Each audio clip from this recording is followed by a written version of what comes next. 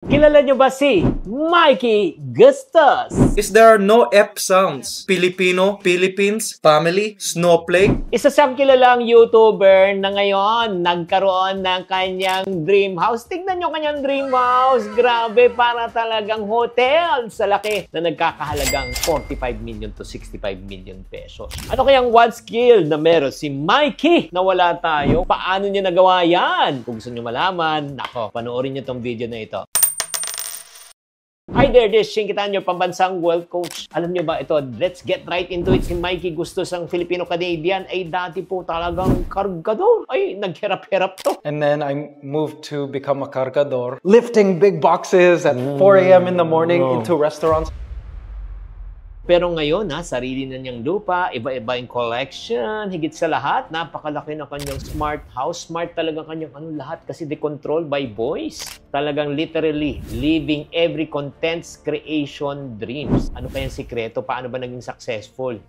Okay, ito. Bago pang sumikat, malayo na narating ni Mikey, ha? Sa murang edad, nahilig to sa pagkanta. Sumali nga sa tinatawag na Canadian Idol. Oo. Is it me you're looking for? Pero despite of his initial success, hindi naging madali ang kanyang buhay. Bakit? Nung una, hindi sang-ayon ang kanyang manggulang sa kagustuhan na maging entertainer. Eh sinabi niya, who would be able to believe in you in your singing voice?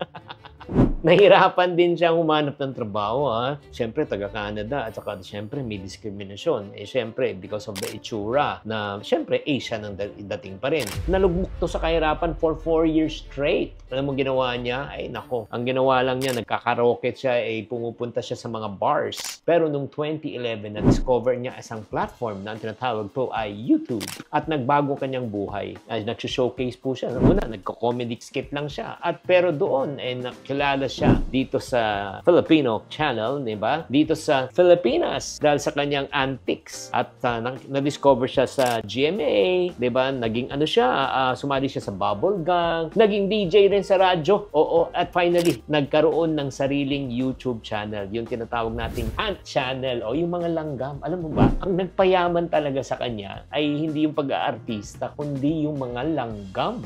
Ha? Ay ngayon lang naman, yung tatlong YouTube channel niya ay kumikita ng roughly ng mga per month. Tignan mo, at ako ay nabigyan ng opportunity na magkaroon ng house tour po. Tignan nyo naman, grabe. I must say, sobrang ganda. May pool, may garage, may garden. At nung pumasok ko sa loob, talagang sinabi ko, ano to? Hindi to bahay. Oo, mansion to. At nung nakita ko, akala ko nasa Manila Zoo ako. May siyang aviary, custom built, at may pan pa. Ay naku, ini-estimate ko. Sinabi ko, tong aviary na ito, million na to. At meron siyang 30 hanggang 4 na exotic birds, pero ito may mga license to, ha. Hindi po to hindi po lang kinuha yan kahit kanino, may permit po yan. Syempre, yung mga plantitos and plantitas. At nung nakita ko yung living room po, kapatid, yung mga designer furniture, na-mention ko nga ni Mikey yung mga artist ng mga furniture na yan. Katulad ng mala Game of Thrones na chair. Nung nag-estimate ako, chinek ko, pag uwi ko, 130,000 pala. Yung table pala ni Vito Selma ay 300,000 pala. Yung coffee table, ay nako. Ay yung sofa, yung drop lamps, Yoda chair. Oo, grabe. Ito po ito kilalang kilala to na galing kay Kenneth Cobonpue. Ay talagang sobrang taas din ng presyo. At yung pili shells ni Milo Naval, nung chinek ko, na-shock na lang ako sa presyo. Pwede ka na pala bumili ng kalahating sasakyan. At grabe, pinaano kami yun ng master bedroom, kapatid. Nung pagpasok ko ng master bedroom, sabi ko, ano to? Oo, yung meron siyang secret dressing area pa. Yung secret dressing area, kapatid. Sabi ko, sinlaki na yata to ng kwarto namin, yung dressing area. Mahal, pumikit ka lang, huwag ka titingin. Tapos nakita ko pa yung hanging lamp na ang gawa ng artist na si Kenneth Cobonpue na naghahalaga na 200,000 na tumataginting. Mahina na po yun. At yung mga Chiquita stools, yung mga ganun, yung mga stick-stick niya, 60,000 pala yun. And this is the exciting part. As you can see, pagpasok, makikita agad yung mga malalaking ant farms po niyan. 3 ant farms po yan. Nung tinanong ko mga magkano nung pagka-disenyo niya, mga ganun, sa aabot na daw ng almost 1 million. So, pinaliwanag po sa akin ni Mikey na karamihan po ng kanyang kinikita ay nanggagaling sa kanyang ant business na farm kasi nagbebenta rin po siya. Dito po natin makikita talaga no, na ano ba talaga ang sekreto ng isang Mikey Gusto. Number 1, nagtiyaga. Diba? Lumaban sa buhay, hindi nagpatalo. Pangalawa, ginamit po niya ang kanyang angking talino. And ano ang angking talino niya? Creativity. Masyado tong creative na tao. Sa mga arts, pagkatapos niya, ginamit niya ang pangatlo, ang kanyang passion. Ano ang passion niya? Yung passion niya talaga mag-alaga ng langgam. Oo. Parati nung kinikwento niya sa akin pagka gumagawa siya ng ant farm, pinapakita niya sa mga kaibigan niya, passion na passion niya. And I started making ant farms in my parents' basement using cement. It was very dirty.